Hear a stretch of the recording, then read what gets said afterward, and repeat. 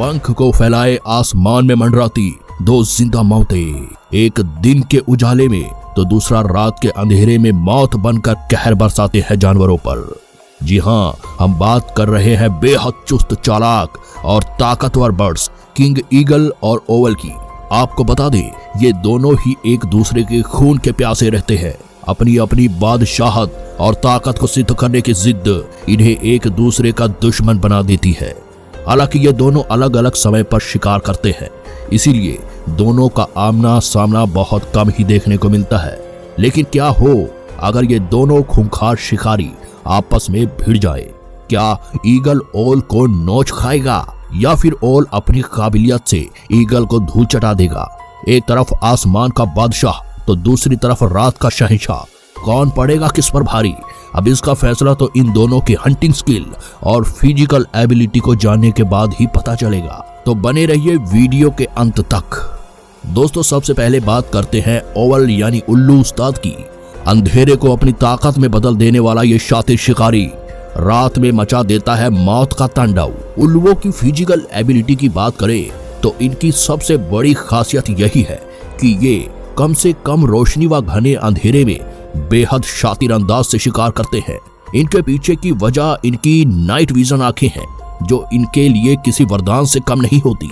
Birds kingdom में ये एक ऐसा जीव है जिनकी नाइट विजन पावर गजब की होती है, जिसके चलते अंधेरे में शिकार करने की महारत हासिल होती है इस परिंदे को।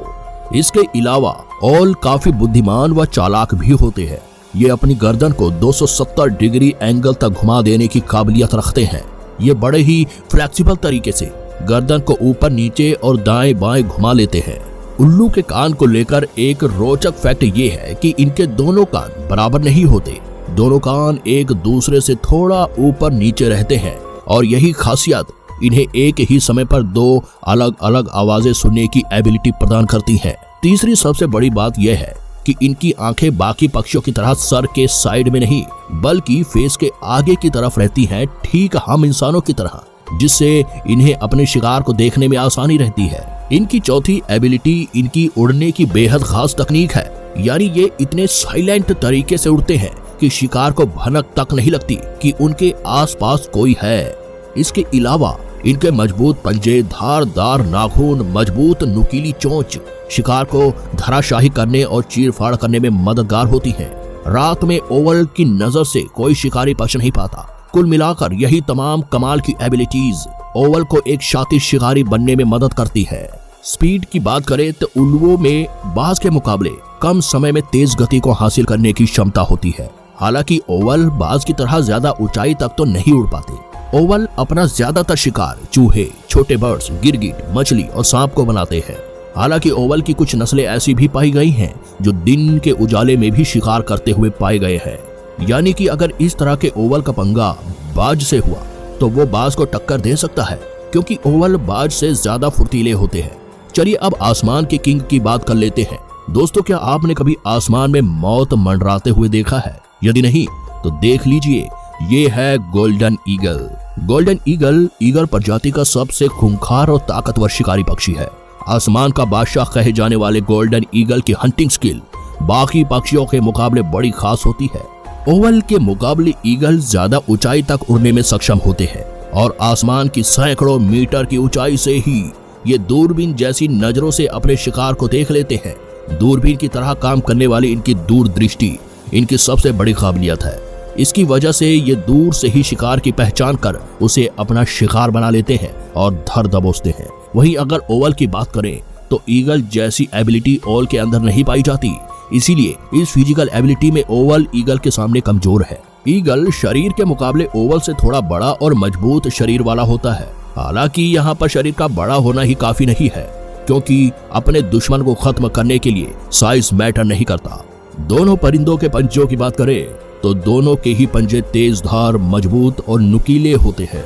लेकिन ईगल के पंजे ओवल के मुकाबले थोड़ा ज्यादा बड़े व मजबूत होते हैं, जिससे उनकी पकड़ भी ज्यादा मजबूत रहती है। खैर, यह तो रही फिजिकल एबिलिटी की बात, जिसमें बाज उल्लू पर भारी पड़ रहा है।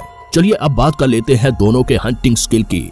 बाज अपनी दूरबीन जैसी नजरों का फायदा उठाकर हजारों मीटर की ऊंचाई से ही अपने शिकार को देख लेता है और इतनी ऊंचाई से ही इसका फोकस लेवल जरा भी डगमगाता नहीं है। जी हाँ, इसका फोकस लेवल बड़े ही कमाल का होता है, यानी कि शिकार इनकी नजरों से कितना भी ओझल होना चाहे वो छुप नहीं पाता। दोस्तों, यदि बात करें शिकार के मिस हो जाने की, तो 100 में से 10 शिकार ऐसे होते हैं जो ईगल को या तो चकमा देने में कामयाब हो जाते हैं या फिर ईगल के हमलों से खुद को बचाने में सफल हो जाते हैं, वरना 90% केसेस में ईगल का शिकार बच नहीं पाता। वहीं अगर रात के बादशाह ओवल की बात की जाए तो 100 में से सिर्फ 1% चांस ही ऐसा होता है कि कोई शिकार ओवल के कब्जे से बच पाए, क्योंकि इसकी हंटिंग स्किल में शुमार यह एक खास बात रहती है कि यह जब भी शिकार करता है तो शिकार को यह पता ही नहीं चल पाता कि ओवल ने उस पर कब हमला कर दिया। इसीलिए इसे द नाइट साइलेंट किलर के नाम से भी जाना जाता है। रात होते ही ये काल बनकर अपने शिकार पर टूट पड़ते हैं। आपको बता दें, ईगल के अंदर डर नाम की कोई चीज नहीं होती। ये बड़े से बड़े एनिमल से भी पंगा लेने में गुरेज नहीं करते, क्योंकि यह शेर चीता के सामने ही उनके बच्चों पर हमला कर देते हैं और कई बार अपना शिकार भी बना लेते हैं।